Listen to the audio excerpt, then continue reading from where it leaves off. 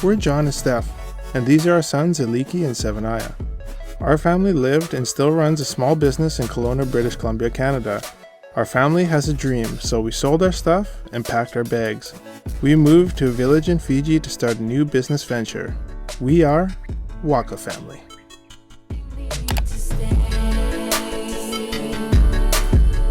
Hey guys, what's up? Thanks so much for watching the video. A little lesson like I usually do. This time not so much a lesson, but rather I was listening to a podcast yesterday and the podcast host was talking about how confusing the Abraham and Isaac story in the Bible was to him. Then when we went to do our devotions in the evening as a family, as a household, we were reading, it just so happened that in the schedule was like Abraham and Isaac again. And so I just wanted to bring it up, not even a lesson, but what do you find confusing about the Abraham and Isaac story? Or maybe leave it in the comments below. What do you think the story represents? What do you think the lessons are to be learned from the story? I know I have my personal lessons that I take away from the story, but I think for a lot of people it can be confusing. So leave those down below, and I appreciate you guys watching the video. I know everybody doesn't agree with us when it comes to religious views. That's totally fine. Just glad that you guys are here on this journey and taking it along. Thanks so much.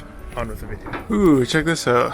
Got a fresh new mosquito net. Before we had one that just kind of like hung up in the center and then fell down from there, but it was kind of a cone shape, so it kind of always, I don't know, it was always just like restricting in the bed. So new addition to our room.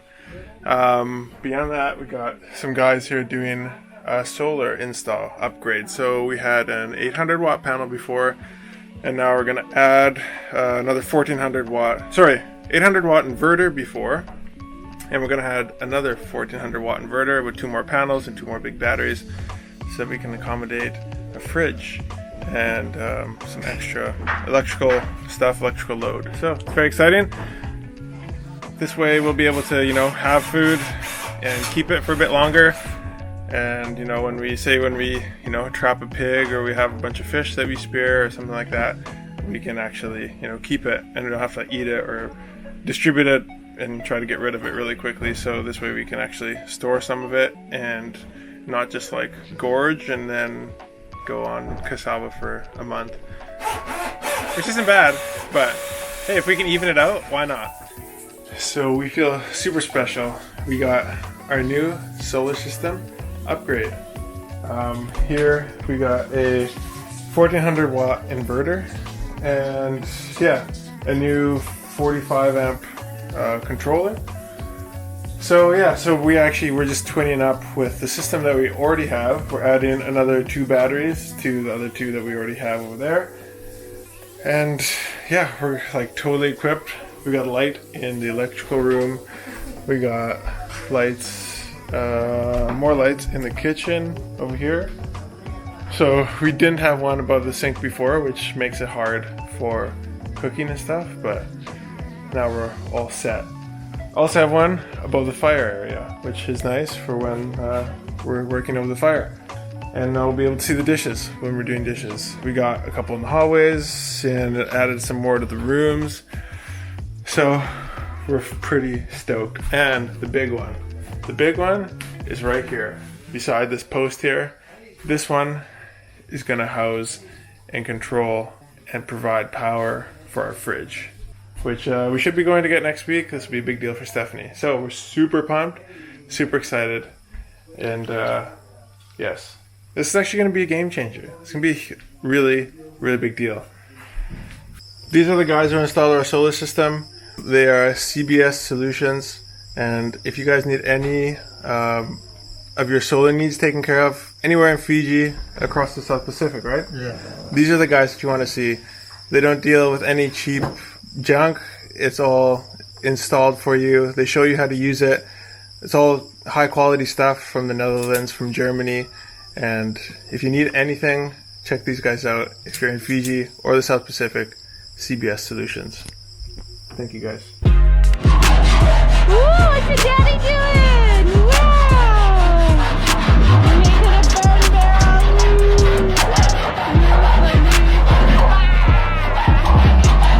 Making a burn barrel. Today we're making a burn barrel or incinerator.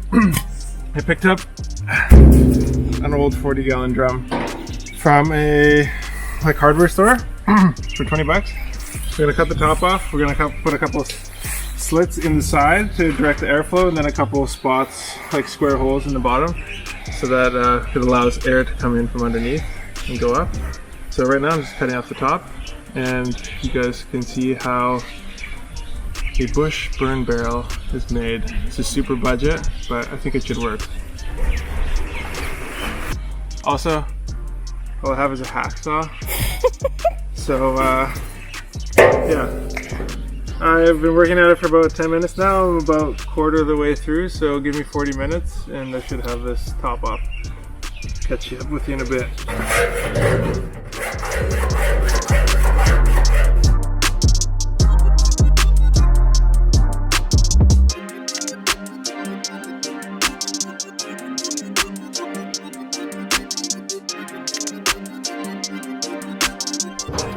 So, I got the lid off.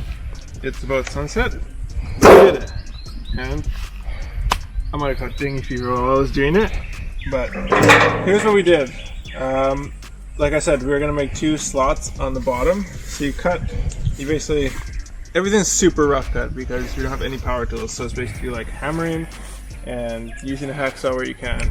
And tin snips. So you open up the bottom like that on 2 sides, gives you a spot to light the fire and also gives a spot for the air to come in. And then you put these like vertical slots, like four different vertical like cuts, and then you bend it so that you can see, if you look inside the bin, air starts circulating and it'll just come in and it'll create like a whirlwind effect.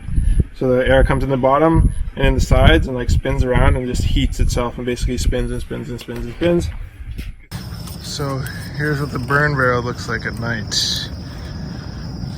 You got it going here. You got that circular like cyclone motion because everything's being like sucked in around in a circle. And yeah, wow, it's just obliterating this stuff. It's awesome. It works. There's your free, cheap incinerator or burn barrel idea. Less garbage, clean burn. It's gonna be good. Good morning. So, last night my uncle was up on his farm and he heard this wailing coming from up in the hill, and he's like, "Oh, I think that sounds like a pig." So he went and checked one of his traps. Sure enough, it was a big pig. So our job this morning is to go check that trap and bring that pig home. He didn't bring it home last night because it was getting really dark and he didn't have anything with him. So join us. We're gonna go check the trap and bring this thing home. Have some fresh pork for dinner. Yes, let's go.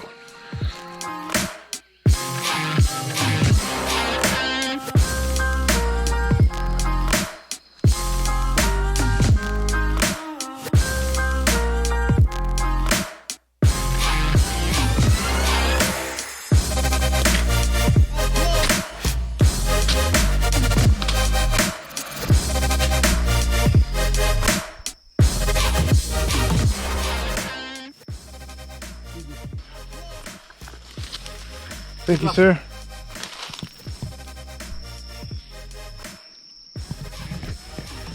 Yes, one pig for the roast, for the curry, for the freezer.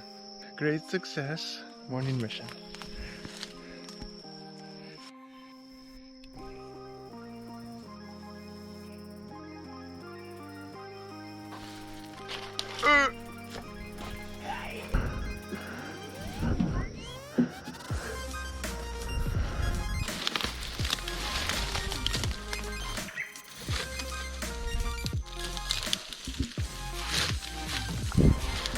So the pig is being hung up here, and we just set up these bamboo and these dried coconut leaves to make a fire. It will burn off the hair. It's not going to be a hot fire, just enough to burn off the hair, and then after that we can start processing the meat. So this is an old technique. I've never actually seen this before, but it's pretty cool. For those of you who don't know, bamboo actually has it's hollow sections, obviously, and when those hollow sections heat up, they build up pressure when they're, in the flame, and then they explode, and it creates that gunshot sound that you hear.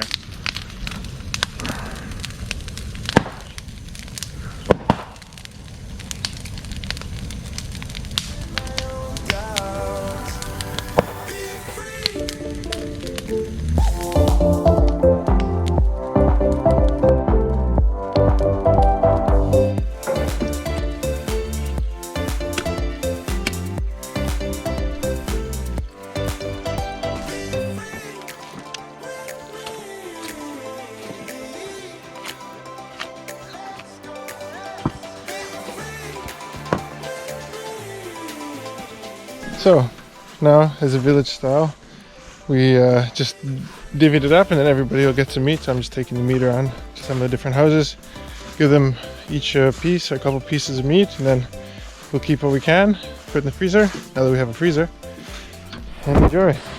That's how you do it in the village here in Fiji.